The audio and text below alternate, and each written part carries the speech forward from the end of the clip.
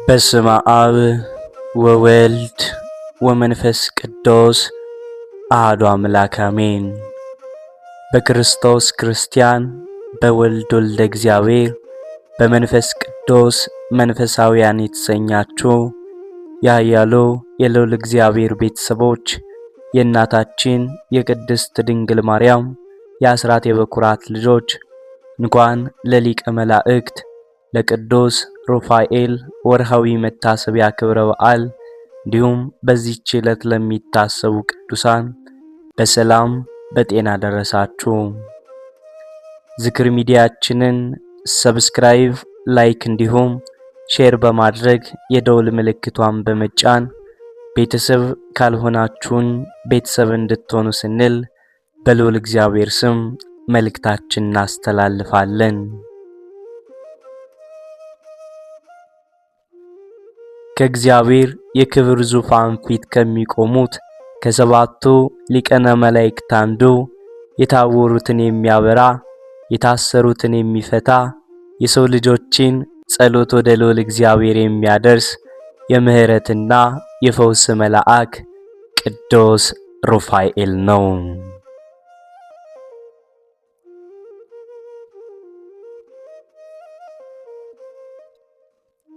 ዓለም በጭንቀትና በሕመም ስትናወጥ፣ ነፍሳት በሐዘንና በድካም ሲዝሉ የፈጣሪን የምሕረት መልእክት ይዞ ወደ ምድር የሚወርደው ይሄው ሰማያዊ ቅዱስ መልአክ ነው።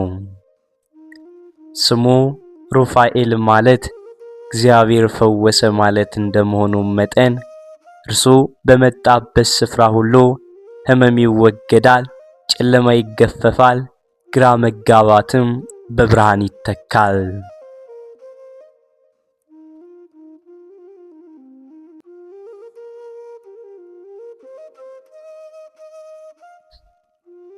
የጦቢትን ዓይን ያበራ የጦቢያን መንገድ የመራ ሳራን ከጭንቀቷም ያላቀቀ የፍቅርና የሰላም መልአክ ዛሬም በመካከላችን አለ። ይህም ድንቅ መልአክ በባህር ላይ ለሚጓዙ መሪ፣ ለታመሙ መድኃኒት፣ ለተቸገሩ ደግሞም ረዳት ነው። ዛሬ የምናቀርበውም ትረካ የዚህን ታላቅ መልአክ ተራዳይነት ድንቅ ታምራቱንና ለሰው ልጆች ያለውን ጥልቅ ፍቅር የምንዳስስበት ይሆናል። የቅዱስ ሩፋኤልም ክንፎች በላያችን ላይ ይዘርጉ፣ የምህረት ጸበሉም ለሕመማችን ፈውስ ይሁነን። ወደዚህ ድንቅ መንፈሳዊ ጉዞ አብራችሁን ተጓዙ።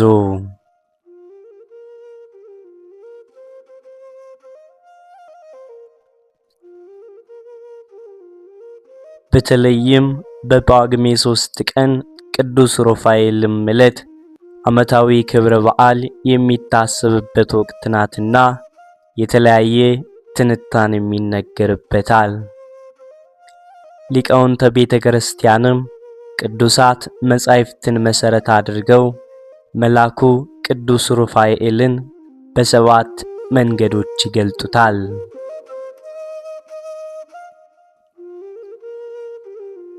አንደኛም ፈዋሴ ድውያን ወይንም ሕሙማንን የሚፈውስ ጌታችን አምላካችን መድኃኒታችን ኢየሱስ ክርስቶስ መድኃኒትነት ለእርሱ የባህሪው ነው። የማዳንን ጸጋ ለቅዱሳን ሰጥቷል። ከቅዱሳን መላእክትም ቅዱስ ሩፋኤል የሰው ልጆች ከተያዙበት የኃጢአት ቁስል ይፈወሱም ዘንድ በአማላጅነቱና በጸሎቱ የሚረዳ ታላቅ ገናና መልአክ ነው።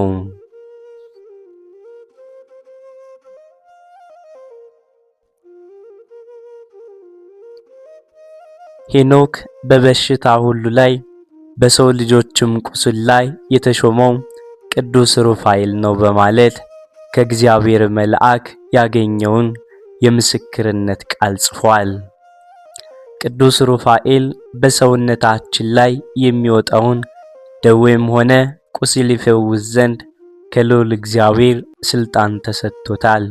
ሄኖክ በሰው ቁስል ላይ የተሾመ ከከበሩ መላእክት አንዱ ቅዱስ ሩፋኤል ነው እንዳለ መጽሐፈ ሄኖክ ምዕራፍ 6 ከቁጥር 3 ላይ እንደተገለጠው ለቁስሉ ፈውስን የሚሰጣቸው መልአክ ዛሬም ሁላችንን በጸሎቱ ከደዌ ሥጋ ከደዌ ነፍስ ይፈውሰን፣ አሜን።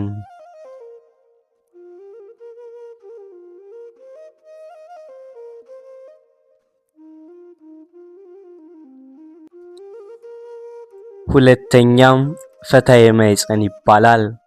ይህም ሲተረጎም ማኅፀንን የሚፈታ ማለት ነው። ብዙ እናቶች ከመካንነት የተነሳ ሐዘን በዝቶባቸው የቆዩ መሆኑንና በብሉያን በአዲስ ኪዳን ተገልጧል።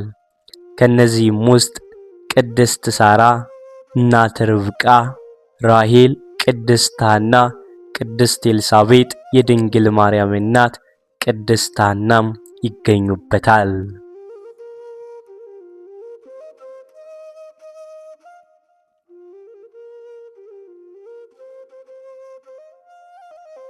እግዚአብሔር የመካኒቱን ማኅፀን ፈቶ የተባረከ ልጅን የመስጠትን ጸጋ ለመልአኩ ቅዱስ ሩፋኤልም ሰጥቶታል። የወላድ ማኅፀን እንዲፈታ ስለተሾመ ከጌታ አዋላጅ ብትኖር ባትኖርም ሐኪም ሩፋኤል አይታጣም። በምጥም ጊዜ ሲጨነቁም ሴቶች ሁሉ የመልኩን መልአክ አግኝተው ማርያም ማርያም ማየ ጸሎቱን ጠጥተው ቶሎ ፈጥነው ይወልዳሉ።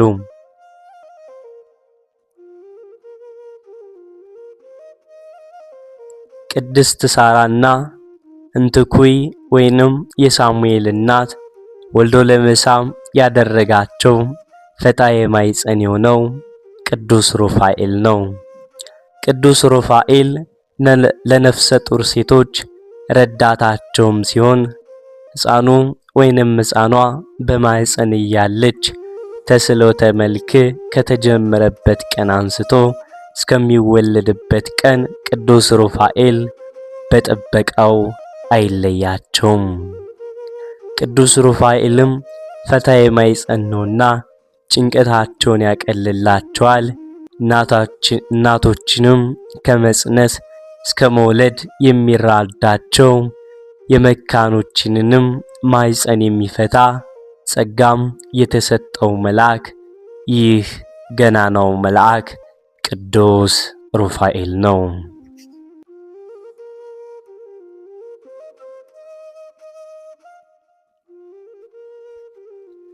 ሶስተኛም ሰዳዴ አጋንንትን የሚያሳድድ ታላቅ መልአክ ነው።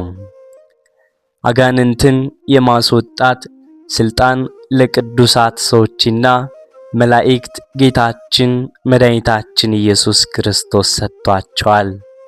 ቅዱስ ሩፋኤልም አስማንዴዎስ የተባለ ጋኔን በሳራ ወይንም ወለተ ራጉኤል ላይ አድሮ ባሎቿን እየገደለ ሲያሰቃያት የነበረውን ይህንን ጋኔሉን አስጨንቆ አስወጥቶላት መጽሐፈ ጦቢት 3:8 ላይ ተጽፎ እንደምናገኘው ቅዱስ ሩፋኤል ዳግመኛም እግዚአብሔር ሩፋኤልን አዛዚኤልን እጁን እግሩን አስረ በጨለማ ውስጥ ጣለው ተብሎ እንደተጻፈ አዛዚኤል የተባለውን ጋኔል በሳት ሰይፍ እየቀጣ በረቂቅም አስሮ ወደ ጥልቁ የጣለው ይሄው መልአክ ቅዱስ ሩፋኤል ነው።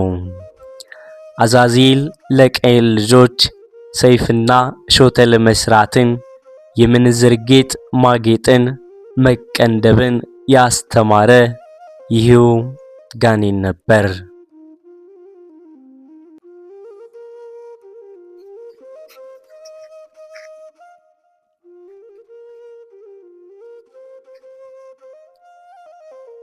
አራተኛም አቃቤ ኆኅት የምሕረትን ደጅ የሚጠብቅ በመባል ይታወቃል። ቅዱስ ሩፋኤልም ስለ ራሱ ማንነት በሰጠው ምስክርነት የቅዱሳንን ጸሎት ከሚያሳርጉ ወደ ከበረ ወደ ገነነ ወደ እግዚአብሔር ጌትነትም ከሚያገቡ ከከበሩ ከሰባቱ አለቆች አንዱ አለቃ እኔ ሩፋኤል ነኝ አላቸው።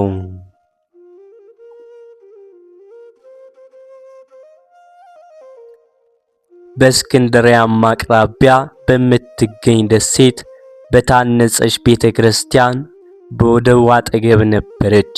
ብዙ ምዕመናን በቤተክርስቲያን ውስጥ ለምስጋና የታደሙትን ምዕመናን ሊያጠፋ አሳንበሪውን ጠላት ዲያብሎስ አሳንበሪው ቤተክርስቲያኒቱን ያፈርሳት ዘንድ ሰይጣን አነሳሳው። ምዕመናኑ ወደ ክብር ባለቤት ጌታችን መድኃኒታችን ኢየሱስ ክርስቶስ በከበረ መልአክ ሩፋኤል ስም ጮኹ። ያን ጊዜ ቅዱስ ሩፋኤል ያንን አሳንበሪ በበትረ መስቀሉ ዘንጎ ገስጾ እግዚአብሔር አዟልና ከቦታ ሳትናወጥ ጸጥ ለጥ ብለህ ቁም አለው።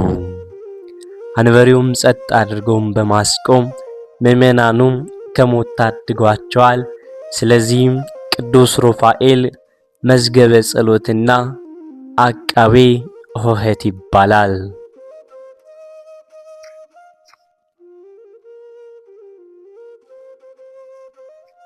አምስተኛም መራሄ ፍኖት ወይንም መንገድን የሚመራ ማለት ነው።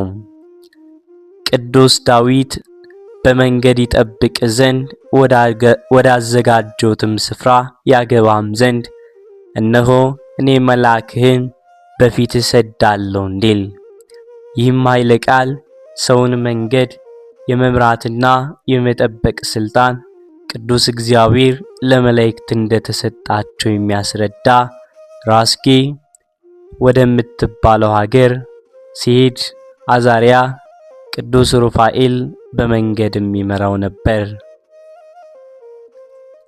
ጦቢያና አዛሪያስም ሲሄዱ ውለው ማታ ጤግሮስ ከተባለው ታላቅ ወንዝም ሲደርሱ ጦቢያ ሊታጠብ ወደ ወንዙም ወርዶ መታጠብ ሲጀምር አንድ አሳ ሊውጠው ከባህርም ወጣ።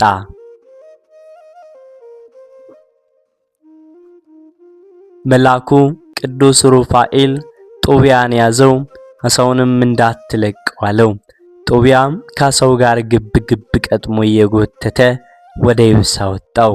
ከዚህም በኋላ ቅዱስ ሩፋኤል ጦቢያን አሳውን ረደው፣ ጉበቱንና ሐሞቱን ተጠንቅቀ ያዘው፣ ሌላውን ግን ጠብሰን በለዋለን አለው። ከዚያም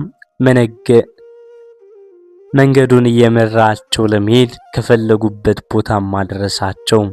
በዚህም ቅዱስ ሩፋኤል መራሄ ፍኖት የመንገድ መሪ ይባላል።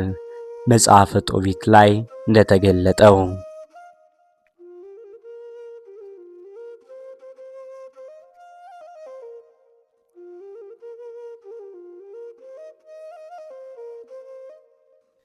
ስድስተኛም መልአከ ክብካብ ጋብቻን የሚባርክ መልአክ። የራጉኤል ልጅ ሳራ 7 ጊዜ ብታገባም 7ቱም ባገቧት ሌሊት ደርቀው ሞተው ይገኛሉ። ይህንን ክስተትም የጦቢት ልጅ ጦቢያም ያውቅ ነበር። ለአዛሪያስም ስለዚህ እኔ ለአባቴና ለእናቴ አንድ ልጅ ነኝ፣ እርሷን አግብቼ ከዚህ በፊት እንዳገባዋት ሰዎች እኔም የሞትኩ እንደሆነ አባቴንና እናቴን የሚረዳቸው የለም፣ ቢሞቱም የሚቀብራቸው ያገኙምና እፈራለሁ አለው።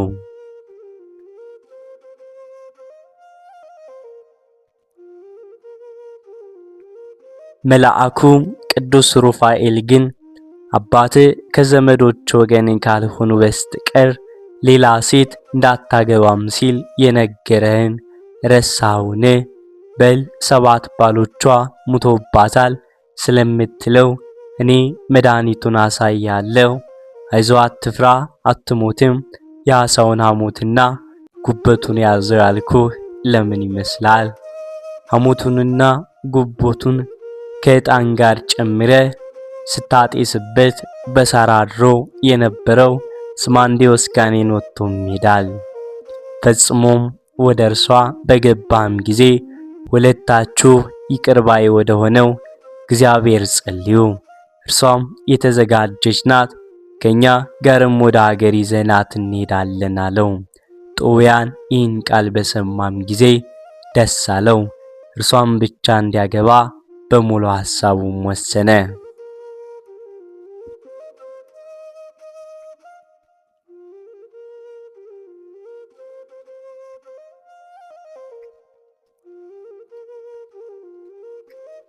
ከዚህ በኋላ ወደ ራጉኤል ቤት እንደደረሱ ሳራ በደስታ ተቀበለቻቸው።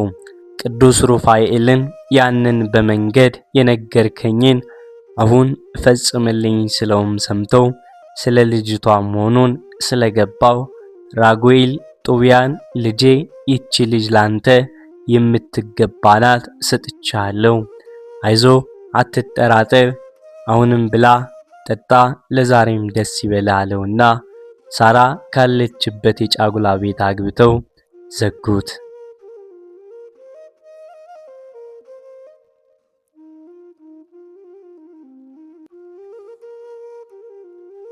ጦቢያም ሳራን በእናቴ ኑሮቿን እንዲያቃልልና ጋብቻችን እንዲባርክልን አስቀድመን ወደ ፈጣሪያችን ጸሎት እናድርጋላትና አብረው ጸሎት ካደረጉም በኋላ ያንን ያዘውንና ያሳጉበት ሐሞት ከዕጣን ጋር ጨምሮ ቢያጠስበት በሳራ ላይ አድሮ ባሎቿን ይገድልባት የነበረው አስማንዴዎስ የተባለው ጋኔን ከሳራ ለቆ ወጥቶ ለመጨረሻ ላይመለስ ሄደ። ከዚያም በኋላ አልተመለሰም። እነርሱም በሰላምና በጤናም አደሩ። በመሆኑም የጦቢያንና የሳራን ጋብቻ የባረከ ቅዱስ ሩፋኤል ስለሆነ መልአከ ከብካብ የጋብቻው መልአክ ይባላል። ዛሬም በምልጃው ላመኑት ጋብቻን ይባርካል፣ ትዳርንም ያጸናል።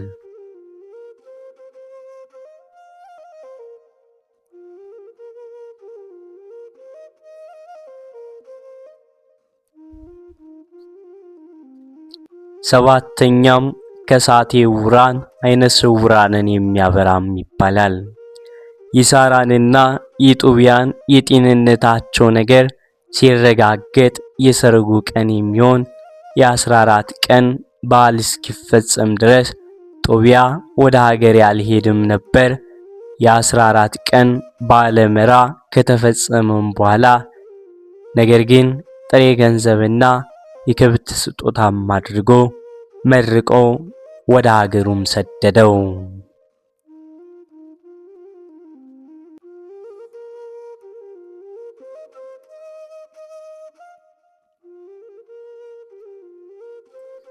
ከጥቂት ቀናትም በኋላ ሚስቱንና ግመሎቹን ይዞ በመጣም ጊዜ የጦቢያ አባት ጦቢትም ልጅ መጣም ሲሉት አይነ ስውር ስለነበር እርሱን ይቀበላለሁ ሲል ወደቀ። እንደወደቀም ወዲያው ጦቢያ ያሰውን ሐሞትና ጉበቱን የአባቱን አይን ሲቀባው ወዲያውም አይኖቹ ተከፈቱ። በመልአኩ ቅዱስ ሩፋኤል አማካኝነት የጦቢያን አባት የጦቢትን አይን በራለት። እንዲበራለት ቅዱስ ሩፋኤል ዛሬም በአዲስ ኪዳንም በምልጃው ለሚያምኑት ስጋዊ አይንና መንፈሳዊ አይን የሚያበራ መልአክ ይህ ቅዱስ ሩፋኤል ነው። የሊቀ መላእክት የቅዱስ ሩፋኤል ጸሎቱና አማላጅነቱ ልጅ ለሌላቸው መልካም የልጅ ፍሬን፣ ለታመሙት ድነትን፣ ለባለ ትዳሮች እግዚአብሔር የፈቀደውን መልካም ትዳር እንዲሰጥልን የልዑል እግዚአብሔር መልካም ፈቃድ ይሁንልን። አንድ አምላክ በሚሆን በአብ በወልድ በመንፈስ ቅዱስ ስም መጋቢት 13 በዚች ቀን ልብጥያ በሚባል ሀገር የከበሩ አርባሃራ ሰማይ በሰማዕትነት አረፉ። እነዚህ ቅዱሳንም በአልፊያኖስ ዘመን ተጋደሉ። እርሱም ከንጉሠ ነገሥት ቆንስጠንጢኖስ ከመኳንንቶቹም አንዱ ነው። ከአይሁድ አገሮችም በአንዱ ላይ አነገሰው። ክርስቲያኖችም እንዲጠብቃቸውና እንዲያከብራቸው አዞትም ነበር።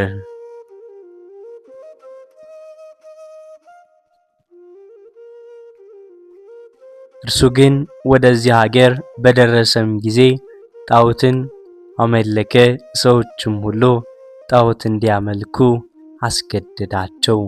ብዙ ምዕመናንም ተነስተው እርሱንና የረከሱ ጣዖቶችንም ረገሙ።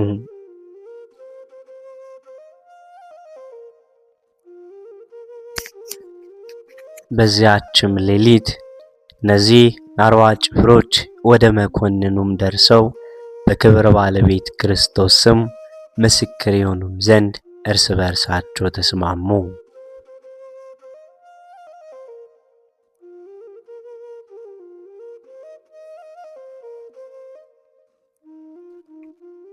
በእንቅልፋቸውም ጊዜ የእግዚአብሔር መልአክ ተገልጦ ለሰውነታቸው ብርታትን ሰጣቸው።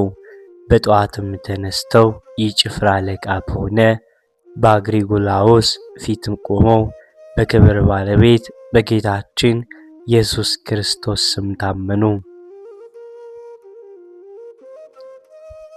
በላያቸውም ተቆጥቶ አስፈራራቸው። እነርሱ ግን አልፈሩም። በድንጋይም እንዲወግሯቸው አዘዘ።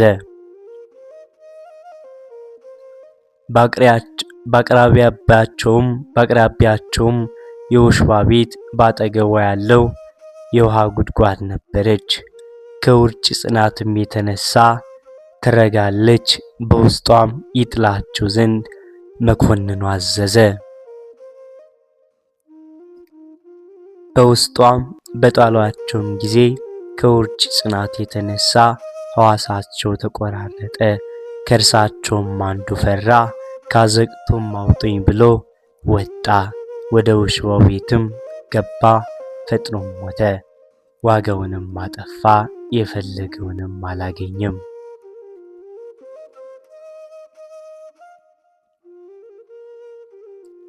አርባ አክሊላትም ከሰማይ ሲወርዱ በ39ኙ ሰማዕታት ላይም ሲቀመጡ አንዱ አክሊልም በመልአኩ እጅ ተንጠልጥሎ ሲቀር ከወታደሮች ይህንን ያየ። ከዚያም ተነስቶ በጌታ አምኖ ልብሶቹንም አውልቆ ቅዱሳን ወዳሉበት ወደ አዘቅቱም ወረደ። በመልአኩ እጅም ተንጠልጥሎ የቀረውን አክሊል ወሰደ።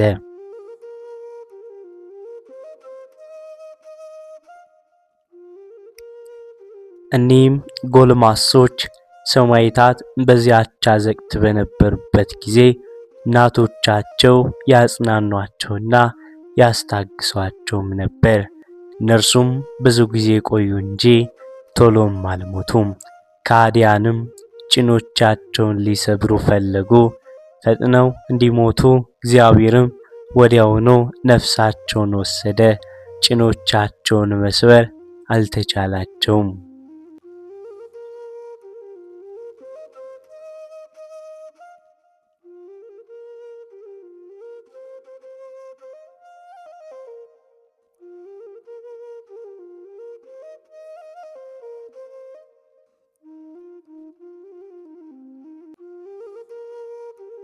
ከዚህም በኋላ በእሳት ሥጋቸውን እንዲያቃጥሉ በተሽከርካሪም ጭነው ወስደው ወደ ባህር እንዲጥሏቸው መኮንኑ ወታደሮችን አዘዘ። ሲጭኗቸውም ያልሞተ ሕፃን አገኙና ተዉት። እናቱም ከሰረገላው ውስጥ ልትጥለው ተሸክመው ሮጠች። ወታደሮችም ስላልሞተ ከለከሏት። ወዲያውኑ በጫንቃዋ ላይ ሞቶ ከቅዱሳን ጋር እንዲሆን ወደ ተሽከርካሪው ጣለችው። ወደ ስብስጥያ ከተማም ጭነው ወስደው በእሳት አቃጠሏቸው። ወደ ባህርም ጣሏቸው። ከዚህም በኋላ በሦስተኛ ቀን ልስብስጥያ ሀገረ ኤጲስቆጶስ ተገለጠለት። እንዲህም አሉት፣ ወደ ገሌ ወንዝ ሂድ፣ ሥጋችንንም ታገኛለህ፣ አስሸክም አምጣው። ኤጲስቆጶሱም ከካህናት ጋር በሌሊት ተነስቶ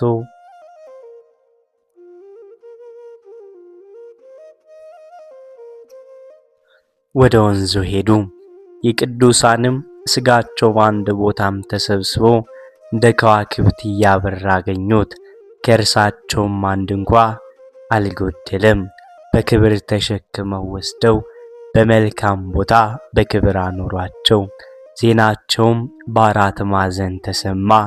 መታሰቢያቸውንም አደረጉ። በዓለም ሁሉ ቤተ ክርስቲያንም ታነጸላቸው። ከሥጋቸውም ታላላቅ ድንቆች ታምራቶችም ተገለጡ። በረከታቸው ከኛ ጋራ ለዘላለሙ ትኑር አሜን።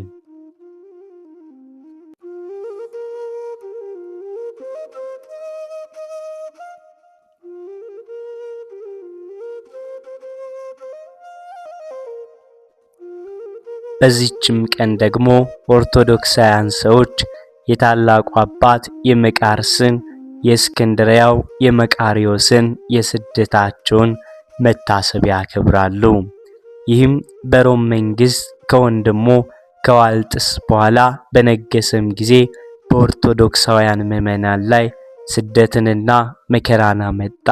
የረከሰ የማኒንና የካዲው አርዮስን እምነት ስለሚከተል ነው።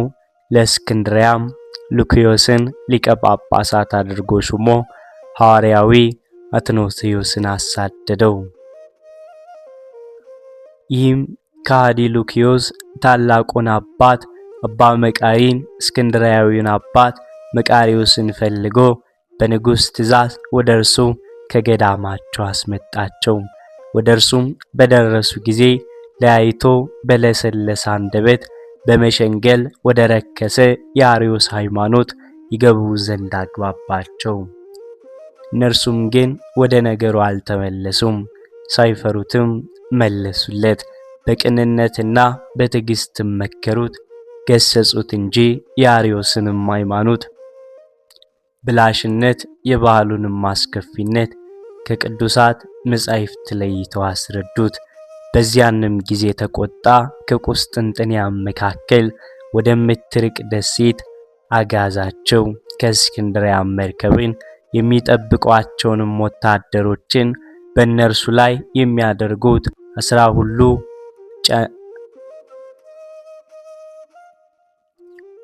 በብረት አስረው ይወስዷቸውም ዘንድ አዘጋጁ። ወደዚያች ደሴት በደረሱም ጊዜ በደሴቱ ፊት አቆሟቸው።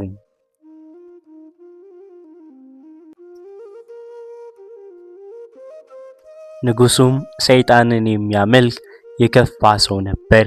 የደሴቱም ሰዎች አምላክ ነው ብለው እስኪ አምልኩትና እስኪ ሰግዱለት ድረስ በስራው አስቷቸው ነበር። እኔ አባቶቻችንም ከስህተቱ እንዲመለስ አስተማሩት፣ ለመኑትም፣ አልሰማቸውም። ከብዙ ስቃይ ጋር በወህኒ ቤት አዘገባቸው እንጂ በጽኑ ስቃይም አሰቃያቸው። ጌታችን ተገልጦ የሚያጸናቸውና የሚያስታግሳቸው ሆነላቸው እንጂ። የክብር ባለቤት ጌታችንም ጽድቃችንና ትሩፋታቸውን ሊገልጥ በወደደም ጊዜ የንጉሡን ልጅ ሰይጣን ያዛት። አባትና እናቷም በታላቅ ሐዘን ላይ እስኪሆኑ አብዝቶ አሰቃያት።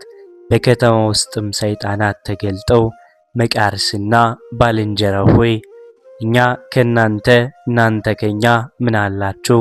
ከሀገራችሁ ያሳደዳችሁን እያሉ ተገልጠውም ይጮሁ ነበር።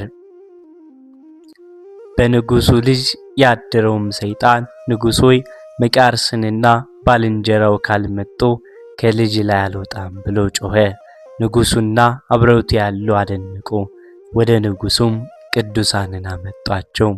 እነዚህ ቅዱሳን መቃርስና ባልንጀራው ንጉሥ በደረሱም ጊዜ በንጉሡ ልጅ ያደረ ሰይጣን እንዲያሰቃዩት ለመነ። ንጉሥና አብረውት ያሉትም ስለ ሥራቸው ቅዱሳንን መረመሯቸው። እነርሱም የሆነውን ሁሉ ነገሯቸው። ስለ ንጉሥም ልጅ ያድኗት ዘንድ ለመኗቸው። እነርሱም ንጉሡን ገሰጹት፣ እንዲህም አሉት፣ አንተ ሰው ስትሆን ለምን ራስን አምላክ ታደርጋለህ?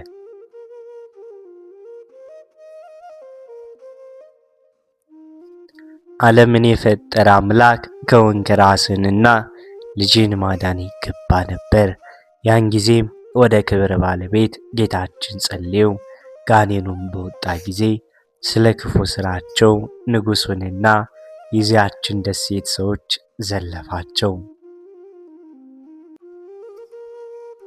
ንጉሥና በዚያ የተሰበሰቡት ይህንንም አይተው እነዚህ ቅዱሳን አምላክ እናምናለን፣ ከዚህ ቅዱሳን አምላክ ከእግዚአብሔር በቀር በሰማይና በምድር ሌላ አምላክ እንደሌለ ተነርተናልና እያሉ ጮኹ።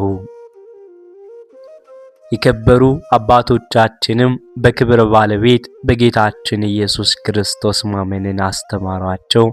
እነርሱም በሽተኞቻቸውን ሁሉ ሰበሰቡ። አባቶቻችንም በይዘት ላይ ጸልየው በመስቀል ምልክት አማትበው ቀብተው በሽተኞቹን ሁሉ አጋንንትን ያደሩባቸውንም ሁሉንም አዳኗቸው። እንዲህም እያደረጉ ያስተማሯቸው ብዙ ቀን ኖሩ። ከዚህ በኋላ የሀገሩን ምኩራብ አስፈርሰው ቦታውን አጸዱ፣ አነጹ። ቦታውም እጅግ ስፋት ያለው መልካም ስለሆነ ቤተ ክርስቲያንን ማሳነጹ። ንጉሡም ስፍር ቁጥር የሌለው ወርቅና ብር የሐር ልብሶችንም ለእግዚአብሔር ቤተ መቅደስ ለሚሻው ሁሉ አመጣ።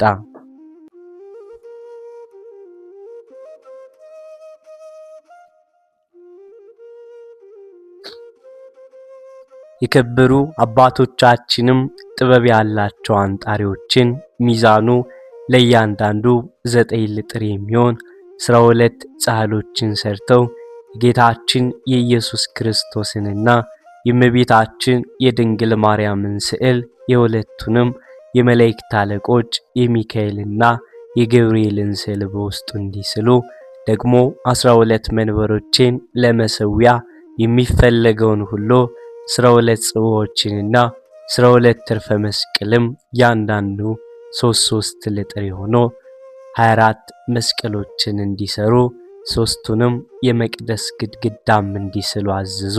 የቤተ ክርስቲያኒቱ የሕንጻዋ ሥራም ተፈጸመ። የተረፈውንም ገንዘብ ለድሆችና ለጦም አዳሪዎች ለችግረኞችም በተኑ። ጌታችን የተጠመቀባት ጥር 11 ቀን በሆነችም ጊዜ ወደ ባህር አጠገብ እንዲወርዱና እንዲሰበሰቡ የሀገሩ ሰዎች አዘዟቸው። ከእስክንድርያም በተሰደዱ ጊዜ ግረ መንገዳቸውን የያዙትን የከበረ ሜሮንን አመጡ። ይህም ከሐዋርያዊ አትናቴዎስ ጊዜ ጀምሮ የተጠበቀ ሉኪየስም ያላገኘው ጌታችንም በዘመናት ሁሉ የጠበቀው ጥፋት ያላገኘው ነው። ይህ በመንፈስ ቅዱስ ትእዛዝ ሆኗልና። በዚያንም ጊዜ አባት መቃሪ በከበረ ሜሮን በጥልቁ ባህር ላይ ባረከ። ባህሩም ከእሳት ኃይልት የተነሳ በድስት እንደሚፈሉት ውሃ የሚፈላ ሆነ።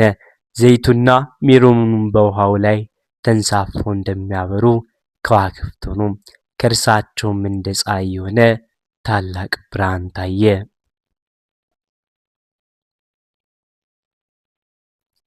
ንጉሡና የተሰበሰቡት ሕዝብ አይተው ፈሩ። የክብር ባለቤት ጌታችን መድኃኒታችን ኢየሱስ ክርስቶስ ተገለጠ። አጥማቂው ዮሐንስና ቅዱሳን መላእክትም ውሃ በሚከብርበትና በሚለወጥበትም ጊዜ ተገለጡ። ሕዝቡም ሁሉ በአብ በወልድ በመንፈስ ቅዱስ ስም ተጠመቁ። ያን ጊዜ